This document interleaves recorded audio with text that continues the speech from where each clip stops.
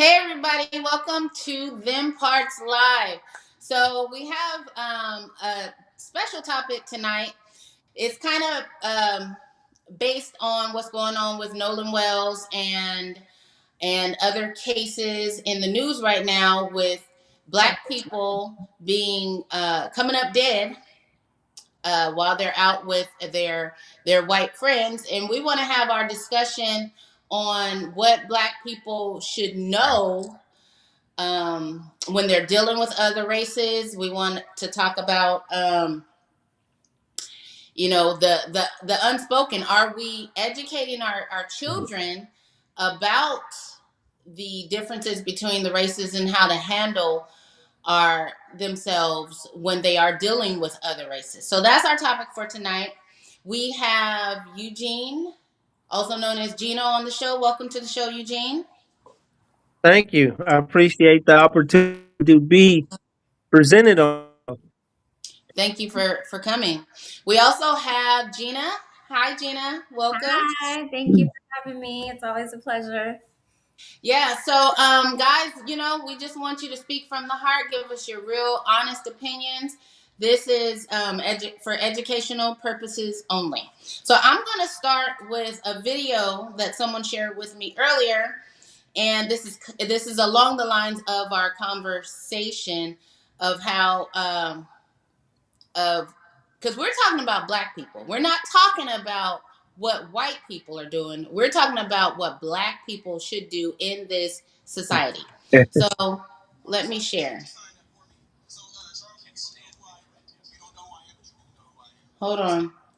I don't know why it's so low. Let me turn it up. Hopefully you can hear this. Coming up in Chicago, East Garfield, and coming up in Cabrini Greenstone, can you tell me how is it that coming from a city like that and getting to a place where we came from a single parent home to a no parent home? Can you tell me how is it that I was able to get married, which in June I'll be married 24 years. I have a 23-year-old son and a 21-year-old son. Got through school, got a degree, went back and got another one. Can you explain to me how systemic racism kept me from doing that? It doesn't. Systemic racism didn't, because every person can make good decisions and flourish in this country regardless of the color of their skin. So then how is it that somebody like me did it though? I mean, wait, I'm Black. I'm coming up in an oppressed era. So can you tell me how I was able to achieve that? You tell me. Well, from what I'm being told, it's because I was lucky.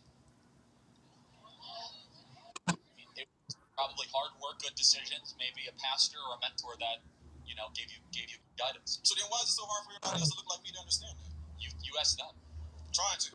By the way, shout out to Bloomington, Illinois. I'm the guy that actually went viral for these. All right.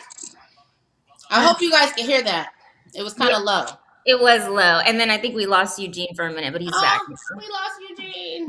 It's okay. No. We can see you, yes. I can hear you. I cannot see you. Oh, I can see him too. He's down at the bottom. Oh, okay. You got to pull him back on the screen, I think. Okay. I don't see him.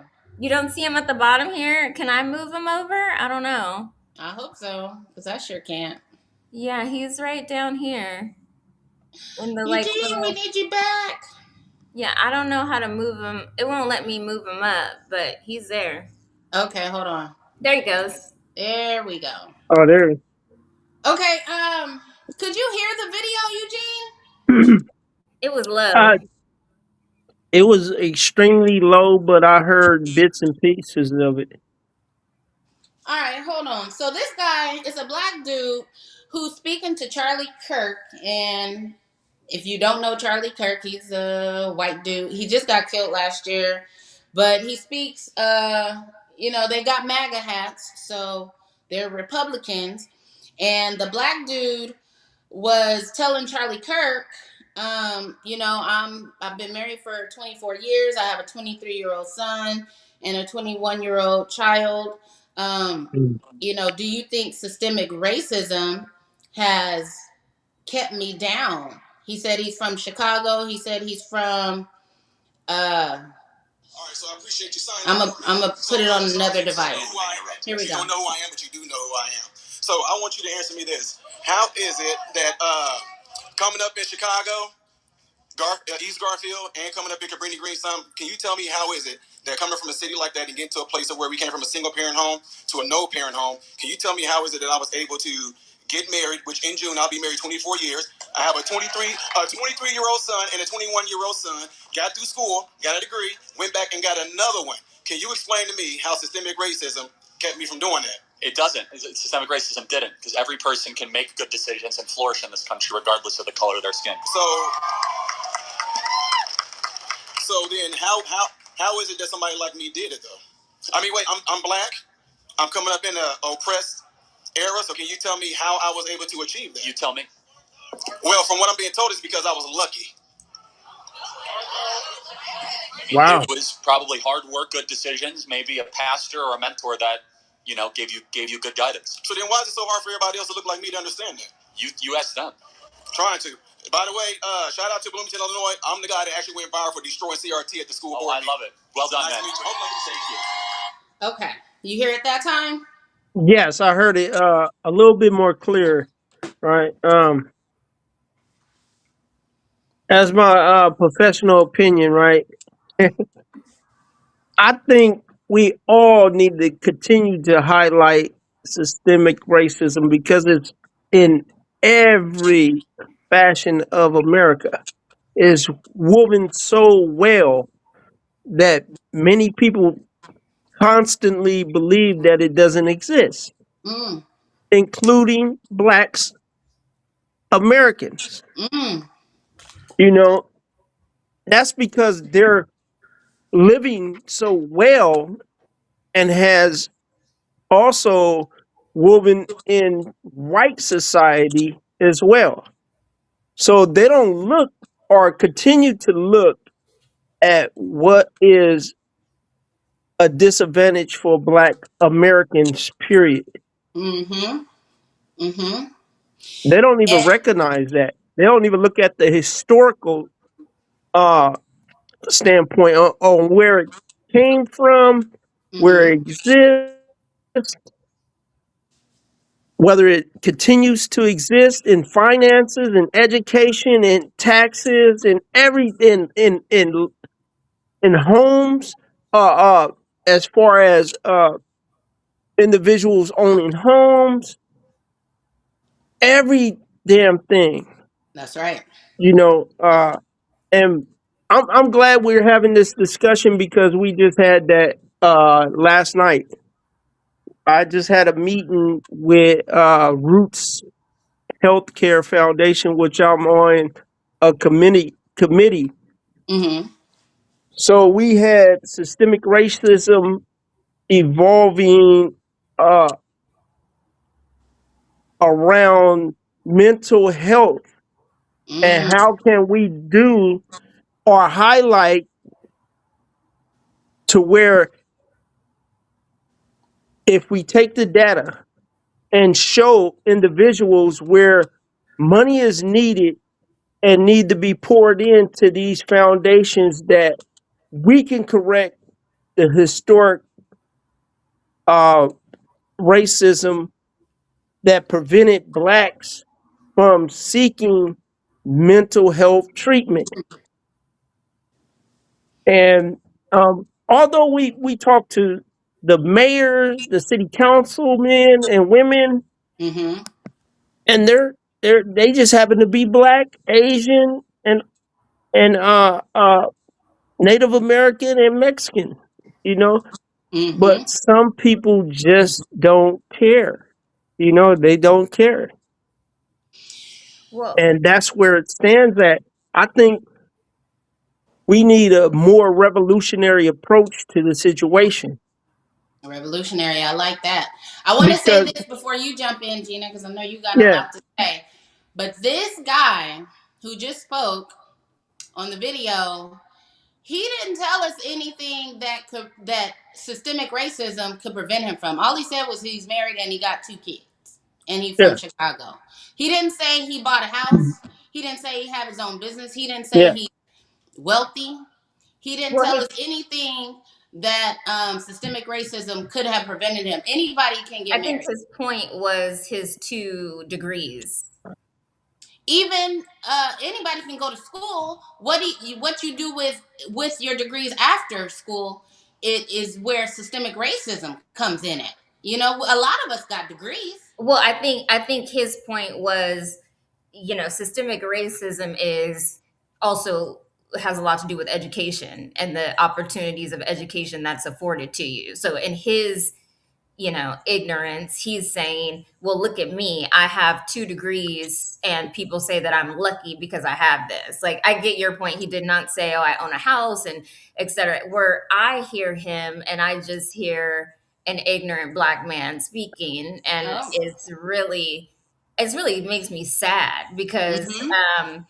I can say I am somebody who holds 3 degrees, who has owned 3 houses, and somehow I understand that systemic racism still exists. My success does not mean that systemic racism is not a thing, Exactly. and that's the Absolutely. problem. That's the problem. It's like it's almost like you're saying, I survived a car crash not wearing a seatbelt, so seatbelts are pointless. It's just like, no, seatbelts are there Yeah. to protect you. This is I guess for me, it's disheartening to what, because, and let me just address one other thing you said, Nicole, because you highlighted that he's a Republican.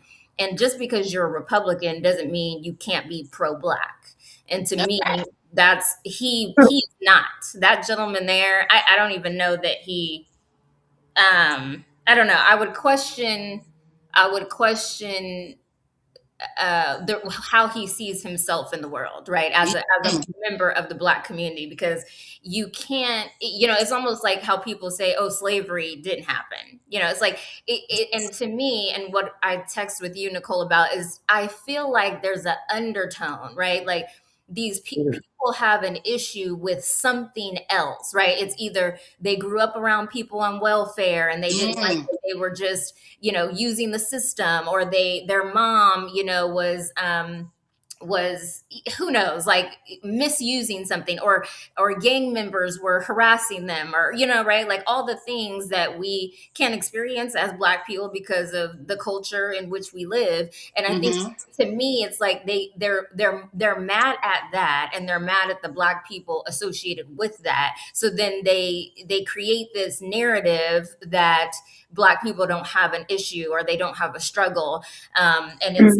almost like a way to like pseudo try to overcome the anger that they have about these situations that they didn't like. It's like two things can be true. You can hate those gangbangers who bullied you. You can Mm-hmm. hate your mom who used this welfare system in a way that it wasn't supposed to be used. Mm-hmm. And systemic racism can still be a thing. Like, all these things can be true at the same time. And I think that is the unfortunate thing about our culture, especially, is because we're creating unnecessary division, Ooh. where it doesn't need to exist. We have enough, and to your point, I think you said, earlier, it's like this goes back to slavery. You know what I mean? Like the more white presenting you were, right, the paper bag challenge, if you will, the more you could appeal to being what they would call, a house nigga, Well, on that Yeah. note, versus, yeah, that is similar. Him saying what he said is similar to the house nigger saying, "Well, there is no slavery. right, I'm in the house. right, I sleep next to the boss. He not racist. right, I get to eat the scraps that they leave over right, that they don't eat. right, What do you mean systemic racism? right. I'm proof that there is no systemic racism. Right. And then He- meanwhile, right outside Yeah. your door is proof that there is. Like, it's just like you again, I think this thing that it has to be mutually exclusive, it's like it almost makes me feel like we just don't have the intelligence to recognize all these things can be true at the same time. You can still be a house nigga. You can still be being treated as, what you think is luxury. And then there can still be slaves outside who are not, and you have to have the eyes, I guess, without the rose colored goggles of your own, situation, to recognize, hey, everybody doesn't have the opportunities that I have. And sometimes it's not even as simple as, race, I mean, it's also socioeconomical, so I mean, there's so Absolutely. many different layers that impacts. Exactly. The socio-economical point is really big. It reminds me of another clip I had seen where the interviewer asked the black guy, so why have the Jews been able to rebuild since the Holocaust and basically own every fucking thing, and they were in the similar position as slaves. How the Jews were able to do it and the blacks weren't? Well, the Jews got reparations, first off. Like, so what are we even talking? I mean, that's not really even a conversation. I mean, the Jew. Listen, Glad you mentioned that. the Jews Exactly. got reparations. The Japanese got reparations and internment camp. And do you know even the black massacre that happened to us? What was that in the? It's a few. It's the one I'm thinking about is more recent, quote unquote, right? It's the one Wall Street, Black Wall Street. Yeah. Black Wall Street, That was fairly more recent time. Oklahoma. And thank you, in Oklahoma, and not one black person received reparations for that. And so that alone, just showing all those different cultures who suffered under the hands of just horrible people. The only common denominator there is they all got reparations. Black people did not. Exactly. And they weren't redlined out of getting business loans, starting businesses, redlined out of neighborhoods and things like that. Eugene, Yeah, I think like social economically, right? If we get that what Africans have done, Oklahoma, Black Wall Street, and we replicate, right? We have our own educational building, our own financial, everything we have, and we own. The better off we will become. That's true. Agreed. Why aren't we doing that? Well, I think we are. I think, yeah. But it's on a minute scale. I haven't personally. Yeah. But it's on a scale. We continue to in the society that we brought up on. We bank with Bank of America, Citibank, and all these other banks, and we don't look for African American owned banks or Native American owned banks, So they receive the interest money and continue to ball off our interest, our money, our hard work, earned money, right? And we neglect the African American entrepreneurs and stuff like that, even with our own dollars and stuff, buying from other Black entrepreneurs. We continue to neglect that. Gina, you were saying that we are doing it. Is that what you're saying, referring to what Eugene said? Yeah, I feel like meaning Black people are doing it, right? Like Black people are creating more opportunities for other Black people.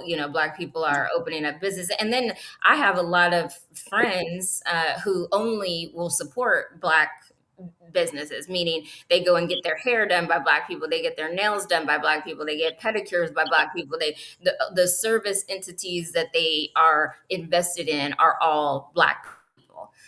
So it's not an uncommon thing. I think it's just depending on who you surround yourself with, and kind of what their goals are and what's important to them. And I think especially now, I think there's so much division being created amongst our community and outside of our community that I think people are making. I think, Gino, you said earlier, like, we need a revolutionary change. Like, I think people are making revolutionary choices now. They're seeing Absolutely. This company doesn't support Black people or diversity or whatever the case may be. I'm not shopping there, or I'm not, you know what I mean? They're making these steps. And social media, of course, helps that because they're promoting this, like, hey, don't support here, go buy here, or this company got rid of all their Black hair care products, don't go to there anymore, go here. So I think it's happening, but I think in the midst of it happening, into just to kind of make a segue to what you talked about earlier, Nicole, of Nolan Wells and Carmelo Anthony. The problem is in our growth, right? In our heightened, I'm pulling myself up by my bootstraps and, getting it out the mud, however you want to say it. You are now you living in a suburban area.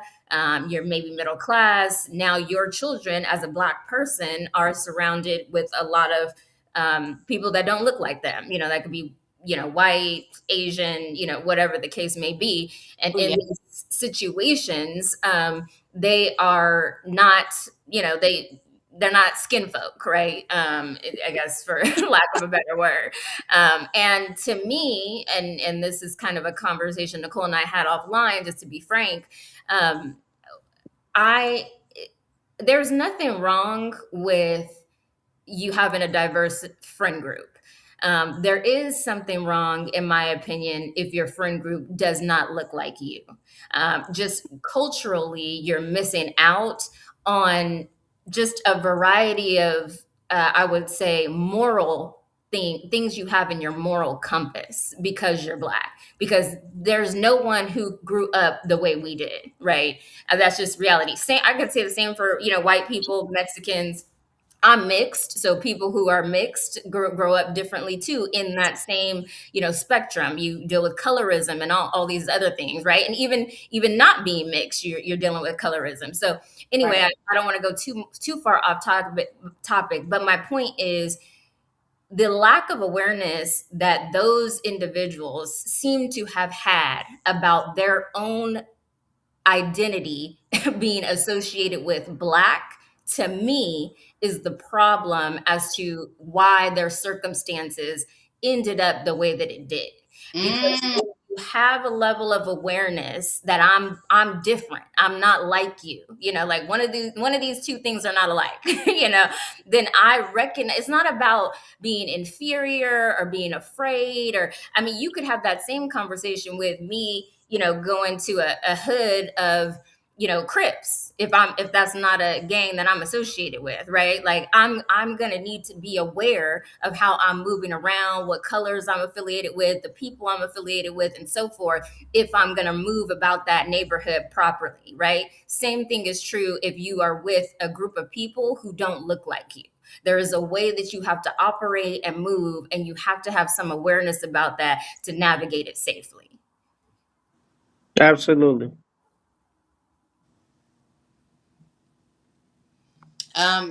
That was a great point. It looks like somebody wants to join, but I can't switch over to get the link, so I'm sorry.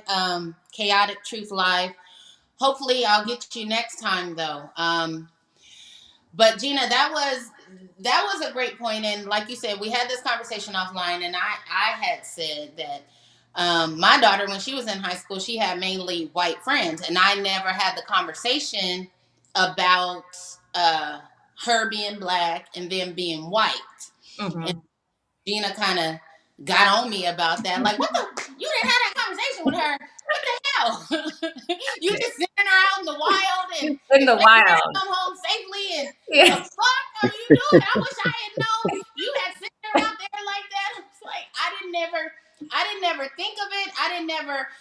There was never a time when she went to an overnight or away to a camp or something, and it was just her and all white friends. And I never thought of it, but when I look at it, her 3-4 main friends were white. Mm-hmm. And they did things together, and I never was like, hey, Avi, they're white, you're Black. If something goes down, you're gonna get blamed for it. Right. Right. I never had these conversations. Yeah. So should I have had these conversations, guys? What do you think? Or should parents? Yeah, going back to the Nolan Wells and Carmelo Anthony situation, to me, and I'm trying to be very diplomatic with how I say this, but and don't get me wrong, I have white friends too. So the problem isn't the color of the friends you have; it's the awareness of your surroundings when you are around these people, right? Because you, like you said, Nicole, if you guys go into a store and somebody is shoplifting, it's not 100% true that you're going to be the only one in trouble if you're the only, Black person there, but there is a higher probability that people are going to look at you before they look at the other two individuals, right? So I'm Absolutely.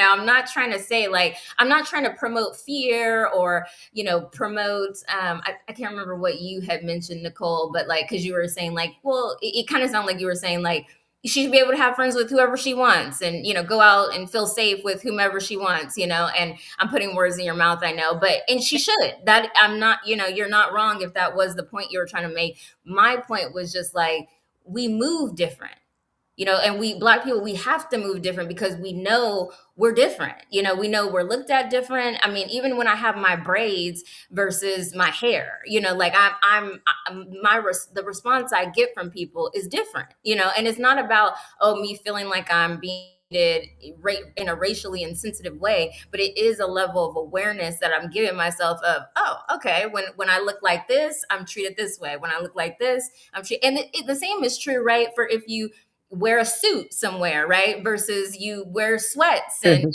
you're a do-rag, or right. So it's not just solely about color. I am bringing color to the forefront because when I watch Nolan Wells's parents and when I watch Carmelo Anthony's parents speak, the overwhelming sense that I got from both of them was they don't see color, which means you didn't prepare your children for the difference in color. And it doesn't mean that would have stopped Nolan from being around all these white people, or that it would have stopped Carmelo from having, all the friends that he had that were white and a girlfriend that was white and so forth. But it would have, I think, given a better level of awareness to his circumstances so that he could have been able to move about them a little bit differently. Okay. Okay. Eugene, what are your thoughts Beautifully. Um, I don't think the world want to know my thoughts. Because if I was a father, if I was a father in that situation, my thoughts would be completely different. Which situation, Gino? Both of them? The loss of a child, that can be psychological or in and of psychologically damaged on the father, the family members, all type of things. Yeah. So I look at it at that standpoint, a lot of standpoints though, and the media just blows this stuff up out of proportion for one way versus another, and they don't look at the skin tone of everything. How blacks in general get treated in society as a whole. Mm-hmm. Some don't get treated you know, as others get treated because of their privileged position. Mm-hmm. So that's similar to what old boy was saying in the beginning when he was speaking to those individuals about his education. He was afforded an opportunity to get these degrees. Okay, you was afforded to get those opportunities. That's you as an individual. Mm-hmm. But as a whole, how's the black race being treated in every aspect and corner of society of the United States? So what about in terms of being a parent who needs to teach your kid, who's raising a kid in this society? How would you handle that as a parent? Absolutely, you have to educate your children because there's dangers in every corner of society. So, in the household at an early age, as parents, we should teach about color, about danger, and even though they might not understand it, you're making them aware of these things. Mm-hmm.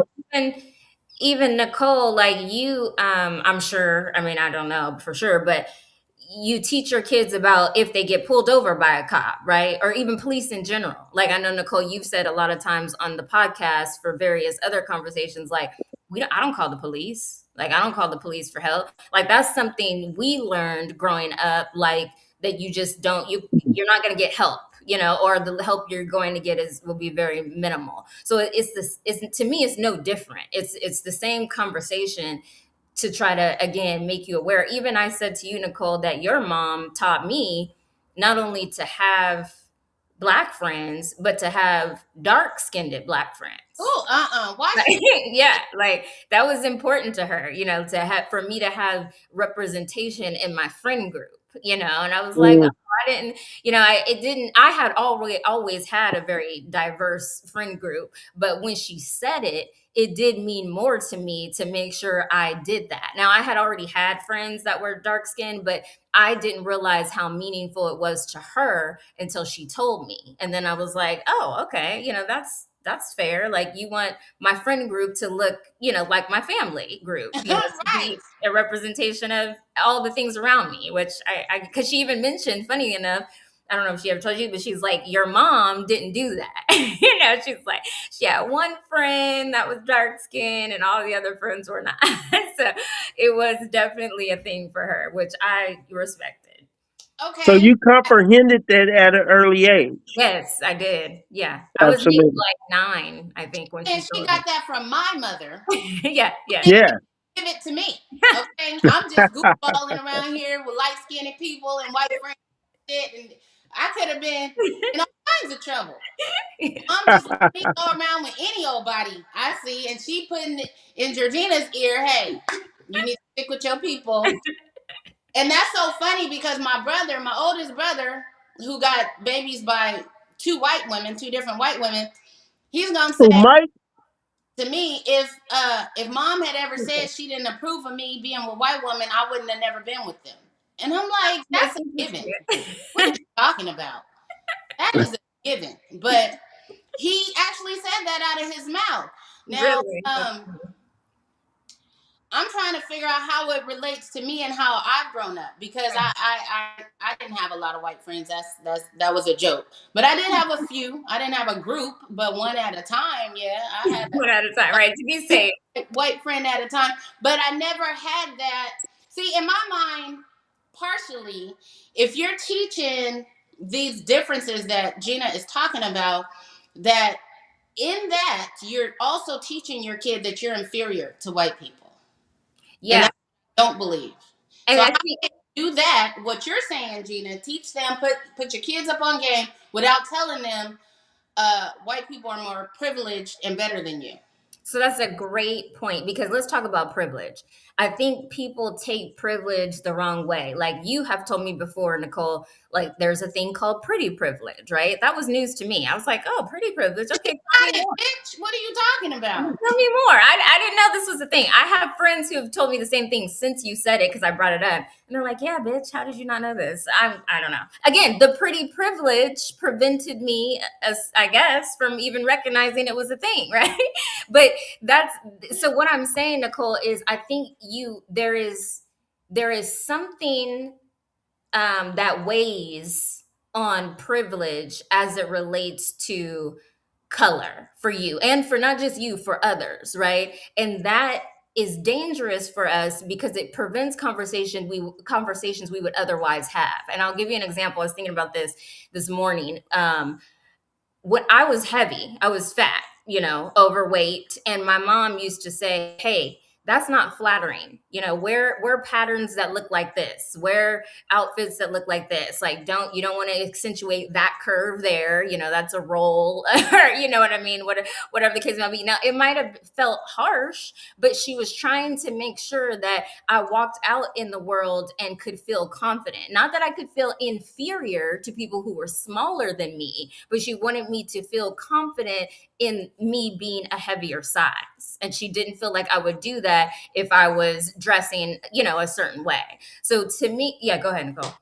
Well, to that point, and somehow Eugene just strunk out of the camera. But to that point, did it give you more confidence? I lose weight. So I did, well, obviously, yes, I lost weight. But I didn't here's what I would say. So I would get picked on a lot for my weight. Okay. Even with my close friends, right, that I would have called them at the time. Yeah.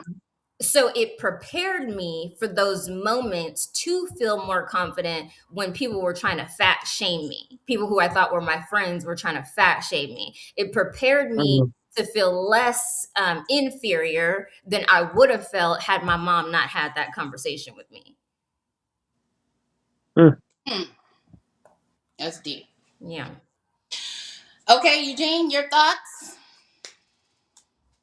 As far as what is concerned. Um, on Privilege.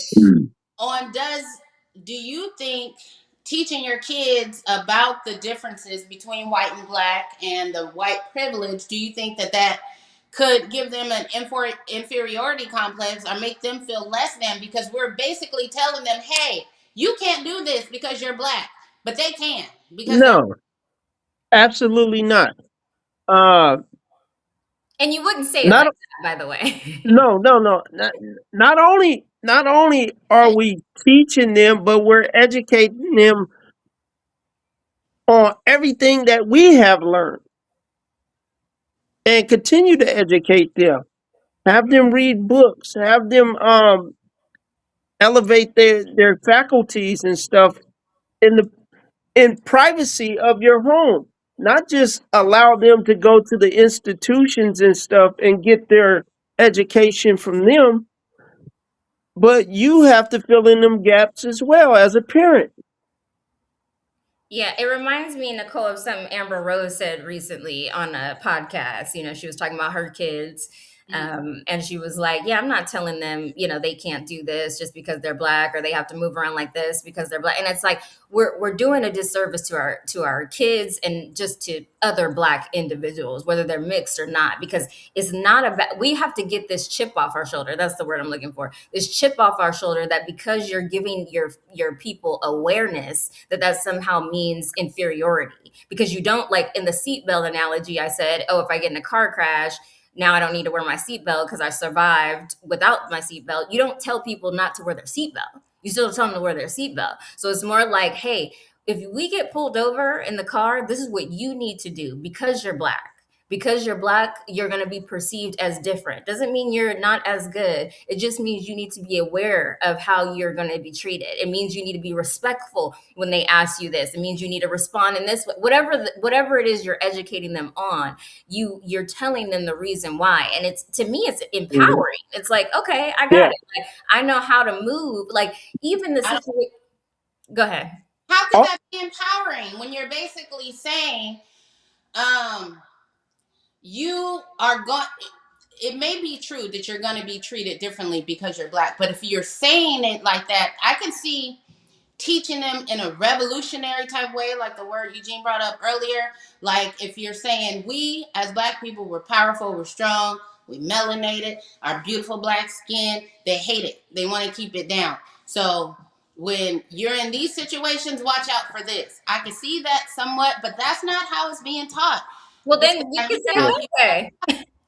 Say it that way. I mean, to me, and it depends on the listener. It depends on the yeah. listener, because for No, me, when my mom taught me about that, I never have felt inferior. I have felt like, okay, I understand my place and space in this world, and I'm going to move accordingly. I know. okay. So when they get insecure about my mere presence, I know how to move. I know how to do whatever I need to do from a strategic standpoint, not from an inferiority standpoint, but yeah. because I need to be able to move carefully around these individuals. So now I'm armed with the tools to know how. It has never made me feel less than. It's always made me feel ready to go. Okay, and I Yeah. can see that from, because of course I know your mom. Yeah. She, she don't she don't care who you are. She gonna say what she say to you, no matter what your color is. So you got a different layer, though, Gina. You got a Yeah. different layer. Because Yeah. your mom, I done heard her cuss out people and she fuck with color. All shapes and sizes. All Colors. shapes and sizes. So you got a different layer. And I'm kind of going by the conversations that I hear young black people, people in their black people in their 20s they are, it's more like, I don't have these opportunities because I'm black. I can't do this because I'm black. I'm going to be treated this way because I'm black. And you have to have confidence and empowerment within yourself, no matter what color you are. And that's my issue with what we're teaching. Are these relatives of ours? Huh? I said, are these relatives of ours? I only ask, you don't have to answer that. I only say that because you mentioned age. And to me, and I mean, I realize I have a different demographic, meaning location wise, of Yeah. people that I'm privy to. But these people from the age, I guess I'll say the youngest I know from 11 to, I mean, whatever, 65, they're very empowered with their blackness, right? So I think some of the people you're talking about at least reminds me of people who are more socioeconomically challenged, right? The people who probably grew up on welfare, the people who never saw their parents or even, I'd say, maybe close proximity of adults around them excel in some way. You know what I mean? So to me, they That's have a whole nother conversation. yeah, I was gonna say Right. they have I a wasn't whole talking about another those layer. people. Okay, that's fair. I mean, yeah, because I don't see that, so I don't know. That's unfortunate that they feel that way. I don't know I see who's online told them that. usually young black people who are acting like we don't have just like the man we saw in the video earlier. He act like what he did takes some sort of greatness to do. It actually takes nothing more than going to sign up for school and finishing it. And Correct. Yeah. somebody got Absolutely. married, having sex and having a baby. Those were not things that racism, systemic or otherwise, could keep you from. Mm-hmm. So I was mainly talking about people that I hear online, and it's usually young black people who say they don't have opportunities. They can't do certain things because they're black. I think when it comes to individuals like that, they don't have a built-in say for instance, like you see neighborhoods that individuals come up out of, right? Mm-hmm. And you don't see institutions to where parents are guiding their children to let them know or get taught about banking and stuff of this nature at Mm-hmm. an early age. Introduce them to highly professional individuals that can teach them something. Mm-hmm. Yeah, sure. And many people allow their children to stay in the house or go play and not do these things like that. Yeah, or And once you start doing those things, children will pick up, you know what I'm saying, on how to manage money, Mm-hmm. on uh how to go out and get a professional job, how to educate themselves without, going to school. You can pick up a book, about business, uh any damn thing. How to run a business from A to Z, you know. And when they start locating these or accessing these libraries and stuff like this to teach them as well, or to be self-taught, then they can learn more. True. True. yeah, and maybe get them some exposure. Like I said, I was demographically in a different area, so I don't see those people, Nicole. I'm in Atlanta, Yeah, and I don't. I mean, the black people here, I mean, the little kids understand they can do whatever they want to do. They can be president if they want to. They're not, at least the ones I'm around, are not confused about what their capabilities are and where that reach extends to. So to me, get them around, more black people who are succeeding, at every age. absolutely. I mean, go send them, have a tour of the college, that's free. Absolutely. And you will see, again, I'm in Atlanta, Georgia Tech, Clark, Spelman, Morehouse, these are, historically black colleges with a lot of black people, being successful. So I think the more they see that, the better That off. visual. Mm-hmm. Yeah. the more individuals that you see with skin exactly as yours, and they're succeeding in life, and they're taking notes on how they were able to get in those positions, and eventually they'll start taking notes too and be like, okay, this is what I have to do to get in that position because that's where I want to be in life. Exactly. And kids are very intelligent, and we just dispel their intellect. You know what I'm saying? And if you have to cultivate them at an early age, introduce them to different things and stuff, and they form their own ideas and stuff on what is right, what is wrong. They'll form their own ideas on what they would like to be. They'll modify it and all that old stuff. I want to be a policeman. 2 years from now they want to be a CEO, Right. Exactly. of a corporation, and let them, do that on their own. You ain't got to force anything other than having them structure environment inside that household, which goes a long ways. Yeah, agreed. All Exposure. right. I'm sorry, but I have to depart this conversation. It was beautiful. I got to be prepared for another lengthy economic conversation. There you go. Well, enjoy. It's a pleasure talking All to right. All right. Y'all have a blessed one. you. Thank you. You too.